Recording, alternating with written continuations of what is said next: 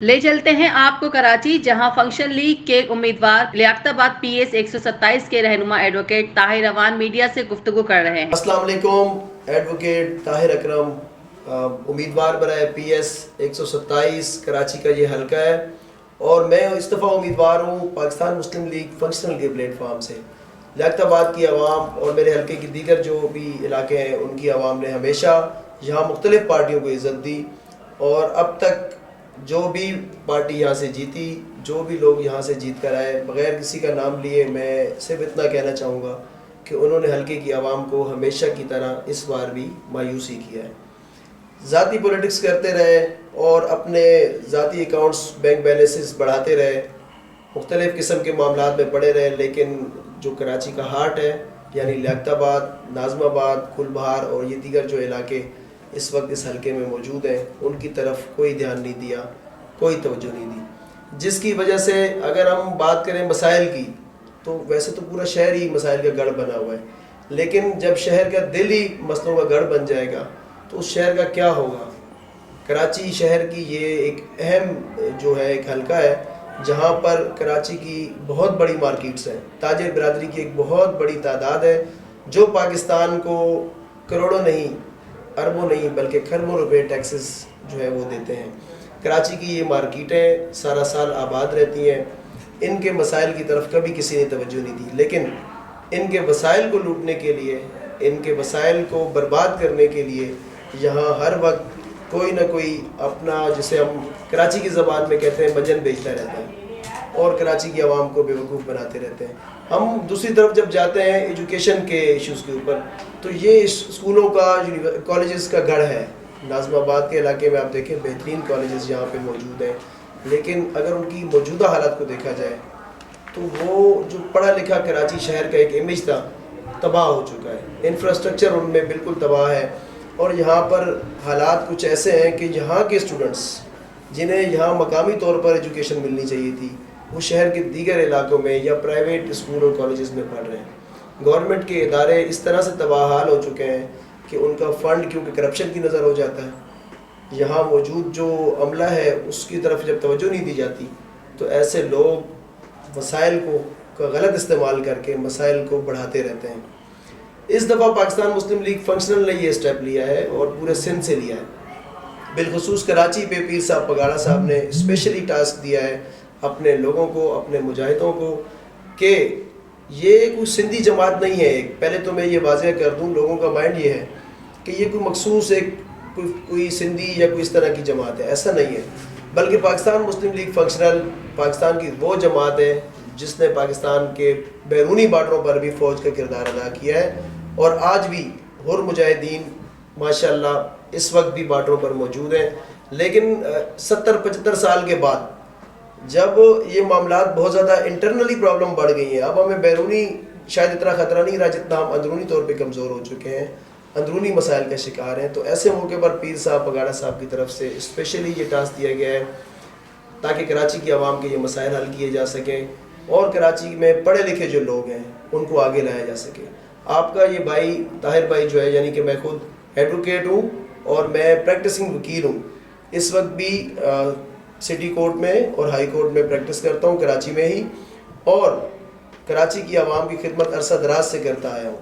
लिहाजा मैं ये आपके सामने अपनी कुछ चीज़ें रखना चाहता हूँ ताकि कराची की आवाम को पता चल सके कि उनके असल मसाइल क्या हैं और सिर्फ मसाइल नहीं बल्कि उनका हल क्या है। हम उस तरफ भी जाएंगे। सबसे पहले मैं जैसे बता रहा था एजुकेशन की तरफ बात कर रहा था कि यहाँ इस हल्के का सबसे बड़ा मसला जो है एजुकेशनल इंस्टीट्यूट्स हैं जो ख़राब हो चुके हैं, तबाह हो चुके हैं। आबादी बहुत ज़्यादा बढ़ चुकी है, फ्लैट सिस्टम है तो यहाँ आबादी का रश बहुत ज़्यादा बढ़ चुका है। इसी वजह से लोगों की तालीमी जो दरसगाहें हैं वो भी, उनकी तरफ भी खुसूसी तवज्जो देनी है हमें। उनकी तरफ स्पेशल जब हम तवज्जो देंगे और स्पेशल फ़ंड जब हुकूमत से हम मुख्तस करवाएंगे, जब आपका नुमाइंदा खुद पढ़ा लिखा होगा तो उसको एहसास होगा कि तालीम कितनी ज़रूरी है और उसको किस तरीके से यहाँ इस इलाके में फ़रोग़ दिया जा सकता है या यहाँ के मकामी लोगों के लिए उसको किस तरह से हम आसानी से प्रोवाइड कर सकते हैं, क्योंकि ये एक शहरी का बुनियादी हक़ है कि वो फ्री तालीम हासिल करे और गवर्नमेंट के जो इदारे मौजूद हैं उनके ज़रिए ही आसानी से हासिल की जा सकती है। ایک جیسے ادارے ہوں گے، ایک جیسا ماحول ہوگا، جسے ہم پولیٹیکل زبان میں جیسے پولیٹیکل پارٹیز یوز کر رہی ہیں، لیول پلینگ فیلڈ ہوگی تو سب کے بچے ایک ہی طرح کے ماحول میں تعلیم حاصل کر سکیں گے۔ اس کے علاوہ ہم دوسری طرف آتے ہیں، الیکٹریسٹی کا مسئلہ، گیس کا مسئلہ، یہ تو ایک ایسے مسئلے بن چکے ہیں اس وقت کہ جیسے ہم کسی دور دراز علاقے یا کوئی شہری علاقے میں ہم رہتے ہی نہ ہو۔ یہاں فلیٹ سسٹم ہے تو یہاں پر بجلی 24 گھنٹے ہمیں ضرورت ہوتی ہے، پانی 24 گھنٹے ہمیں ضرورت ہوتا ہے، اور سیوریج کا نظام بھی جو کہ برباد کر کے رکھ دیا ان لوگوں نے، اسی وجہ سے ہم اب تباہ حالی کا شکار ہیں۔ نمازی جب مسجد میں جاتے ہیں، پچھلے دنوں میں یہ رضوی سوسائٹی کی طرف گیا ہوا تھا تو یہاں میں نے دیکھا کہ گٹر نالے ایسے ہی کھلے ہوئے ہیں۔ کرسچن آبادی کی طرف ہم وزٹ کرنے گئے، وہاں پہ کچھ معاملات ہیں، وہاں گئے تو وہاں کے حالات بھی بہت زیادہ ابتر ہو چکے ہیں۔ غریب کچی آبادی ہے لیکن اس کو اس طرح سے تباہ کیا گیا اس کے سیوریج سسٹم کو کہ وہ بالکل ہی جیسے کوئی ندی نالوں کا ایک ماحول بنا ہوتا ہے۔ اسی طرح سے ہم دیگر مسائل کی طرف آتے ہیں جو کہ بڑے اور میجر مسئلے ہیں یہاں کے۔ ٹریفک کا بہت زیادہ رش ہو چکا ہے، کوئی متبادل ذریعہ ایسا نہیں ہے، کوئی ٹریفک کے کچھ سسٹم ایسا نہیں بنا ہوا کہ یہاں سے ٹریفک آسانی سے رواں رہ سکے، کیونکہ میں نے بتایا مارکیٹوں کا جہاں جال بچھا ہوا ہے، بہت بڑی بڑی مارکیٹیں ہیں، تاجر برادری کی ایک بہت بڑی تعداد یہاں پہ ہے،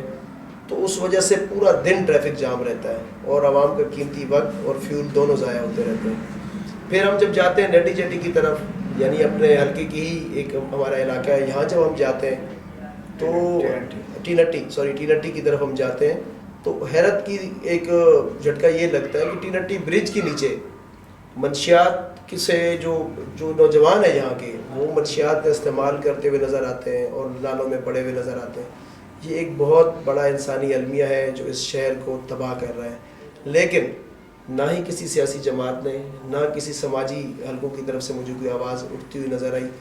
جس پر پاکستان مسلم لیگ فنکشنل کی طرف سے ہم ہمیشہ پہلے بھی آواز اٹھاتے رہے، اور اب ہم چاہتے ہیں کہ جب عوام ہمیں سپورٹ کرے گی، ووٹ کرے گی، تو بھرپور طریقے سے اس ایشو کو اٹھایا جائے گا اور انشاءاللہ اس منشیات کی لعنت سے یہاں کی عوام کی جان چھڑائی جائے گی۔ اسی طرح جیسے جیسے ہم آگے بڑھتے گئے، بلوچ کالونی کی طرف گئے تو وہاں بھی تقریباً یہی مسائل ہیں۔ مطلب ہم کھجی گراؤنڈ جائیں، رضویہ سوسائٹی جائیں، امام بارگاہ اس طرف جائیں، کہیں پر بھی چلے جائیں اس حلقے میں، یہ حلقہ PS 127 اب 4 تھانوں کی حدود میں یہ آ چکا ہے۔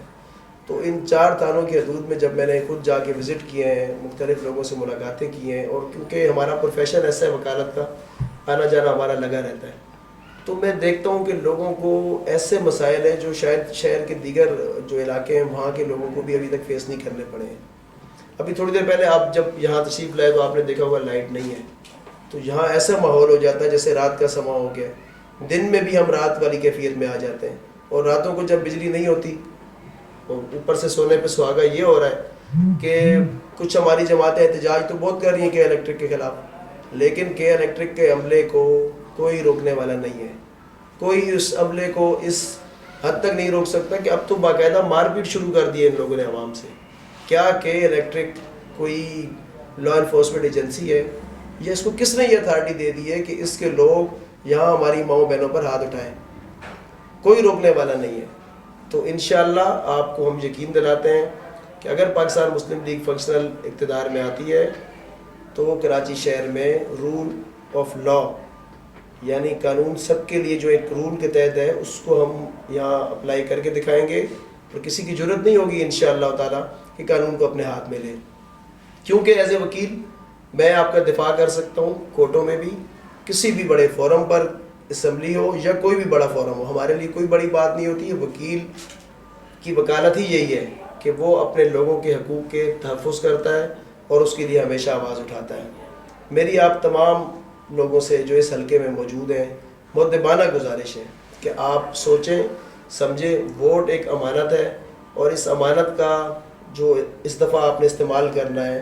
آزادانہ سوچ کے ساتھ۔ باقی کینڈیڈیٹس بھی آپ کے سامنے ہوں گے، تنقید برائے تنقید کرتا چلا جاؤں گا تو ایک لمبا سلسلہ چلتا رہے گا، لیکن میں صرف اتنی سی اپیل کروں گا کہ آپ بہت سوچ سمجھ کر اس ووٹ کا استعمال کریں، اور آپ کے حقوق کا جو تحفظ کر سکے، جو شخص آپ کے لیے کھڑا ہو سکے، جو آپ کی خدمت کر سکے اور کر رہا ہو کی ہو ماضی میں بھی، ان تمام چیزوں کو دیکھتے ہوئے آپ ووٹ کا استعمال کریں، پاکستان مسلم لیگ فنکشنل کے امیدواروں کو کامیاب کروائیں، تاکہ ہم اپنے ان حلقوں میں، اپنے علاقوں میں، اپنے محلے میں، اپنی گلیوں میں، اپنے اسکولوں میں اور اپنے تمام جو ہمارے حلقے کے جگہ ہیں وہاں پر ہم انشاءاللہ کام کر سکیں اور اس گندگی اور اس گندے ماحول سے جان چھڑا سکیں۔ اچھا طاہر بھائی یہ بتا دیں کہ اس سے پہلے بھی سندھ میں جو ہے فنکشنل لیگ کا کام کرتی رہی ہے پر کبھی الیکشن میں حصہ نہیں لیا، تو آج یہ الیکشن میں جو حصہ لے ہی جا رہا ہے کراچی کی متعدد علاقوں سے، تو اس کی پیچھے کیا وجہ ہے؟ دراصل آپ جانتے ہیں کہ پیر صاحب پگاڑا صاحب کی ایک بہت ہسٹری ہے، ان کا ایک بڑا نام ہے پاکستان کی بنانے میں بھی اور پاکستان کو بچانے میں بھی۔ جب بھی پاکستان پر برا وقت آیا تو پیر صاحب نے ہمیشہ فرنٹ فٹ پہ آ کے اپنے مجاہدین، اپنے لوگوں کے ذریعے، عوام کے ذریعے اس برے وقت کا سامنا کیا اور پاکستان کا تحفظ کیا۔ اس وقت جو صورتحال آپ کے سامنے ہے، چاہے وہ کراچی کی عوام ہو، چاہے وہ سندھ کی عوام ہو یا چاہے وہ پاکستان کی عوام ہو، اس وقت ملک انتشار کا شکار ہے۔ سیاسی طور پر ایسی صورتحال پیدا ہو چکی ہے کہ کچھ سمجھ نہیں آ رہی کہ کس پہ یقین کیا جائے۔ ایسے موقع پر جہاں سب کو آزمایا جا چکا ہے تو کیوں نہیں پیر پگاڑا صاحب نے اس دفعہ جی ڈی اے کے پلیٹ فارم سے یہ سوچا ہے، اور یہ ہم عوام کے سامنے بھی ایک چیز لانا چاہ رہے ہیں کہ ہماری پارٹی اس دفعہ صرف یہ سوچ کر میدان میں اتری ہے کہ ہمیشہ ہم نے پاکستان کا تحفظ کیا بیرونی محاذ کے اوپر، لیکن کیونکہ اب ملک بہت زیادہ تباہی و بربادی کا شکار ہو چکا ہے، معیشت آپ کی تباہ ہو چکی ہے، انفراسٹرکچر یہاں ہے نہیں، ایک ایسا ماحول بن چکا ہے جیسے ہم تھرڈ دنیا سے بھی، جو تیسری دنیا اس سے بھی ہم کو چوتھی دنیا کی طرف جا رہے ہیں۔ تو اس لیے ہم اب سامنے آ رہے ہیں اور انشاءاللہ جیسا کہ میں نے پہلے کہا پاکستان کا تحفظ ہم بیرونی محاذ پہ کرتے آئے ہیں، اب ہم انشاءاللہ پاکستان کو انٹرنلی مضبوط کریں گے، اور بالخصوص میں بار بار یہ دہرا رہا ہوں کہ کراچی کی عوام کے لیے انشاءاللہ بہت اچھا پیکیج لائیں گے اور کراچی کی عوام کو اس ساری مشکلات سے نکالیں گے۔ اچھا ایک سوال اور ہے کہ آپ جس سیٹ سے الیکشن لڑ رہے ہیں PS 127، ٹھیک ہے، تو یہاں تو شروع سے MQM کا وجود رہا ہے، تو کیا آپ کو لگتا ہے کہ آپ اس سیٹ سے جیت لیں گے؟ اور جب بھی ہم نے لیاقت آباد کا نام سنا ہے تو وہ ایک MQM کا نام آ جاتا ہے، تو اس بارے میں کیا کہیں گے؟ دیکھیں میں نے پہلے بھی کہا کہ کراچی شہر کی عوام جو ہے وہ اب حالات سے تنگ آ چکی ہے۔ اب وہ پرانی جتنی بھی انہوں نے سپورٹیں کی ہیں لوگوں کو، جتنا بھی انہوں نے عزت دی ہے، وہ دیکھ لیں اب ان کے سامنے ساری صورتحال آ چکی ہے۔ کیا کسی بھی سیاسی جماعت نے ان کی خدمت کی یا ان کو مزید تباہی کی طرف لے گئی؟ سوال تو سب سے پہلے یہ ہے، اگر کوئی ووٹر ووٹ ڈالنے جائے گا تو وہ سب سے پہلے اپنے سے یہ سوال کرے گا کہ میرے جو پچھلے دیے گئے ووٹ ہیں ان کا کیا نتیجہ نکلا۔ 15 سالوں سے جو لوگ حکومتیں کر رہے ہیں، مسلسل حکومت میں کنٹینیوسلی حکومت کرتے ہوئے آ رہے ہیں، کیا انہوں نے عوام کی خدمت کی؟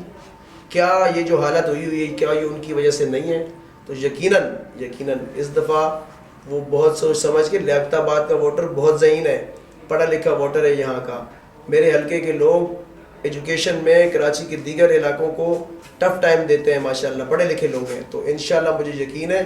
اور اللہ تعالیٰ سے امید ہے کہ میرے حلقے کے لوگ اس دفعہ انتخاب بہت سوچ سمجھ کر کریں گے اور پاکستان مسلم لیگ فنکشنل کو عزت دیں گے۔ میری